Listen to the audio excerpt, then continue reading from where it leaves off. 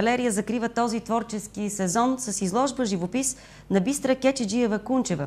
Експозицията носи името "Жажда" и бе открита снощи в присъствието на много колеги и приятели на авторката. Бистра Кечеджиева-Кунчева е завършила Нов български университет, специалност сценография. Досега авторката има участие в международни изложби и проекти, гостувала е с 2 самостоятелни експозиции в Германия.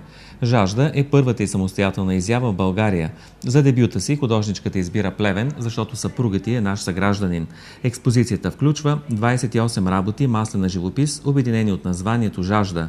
Името авторката избира не само заради жежкото време напоследък, а защото символизира нейното непрекъснато творческо любопитство и непресъхващо желание да експериментира, да открива нови техники. Платната изобразяват натюрморти, цветя и композиции, където живописните откровения са намерили израз и в поетични наименования като "Илюзия", "Дърво на желанията", "Отдаденост", "Синята врата", "Вятър" и други.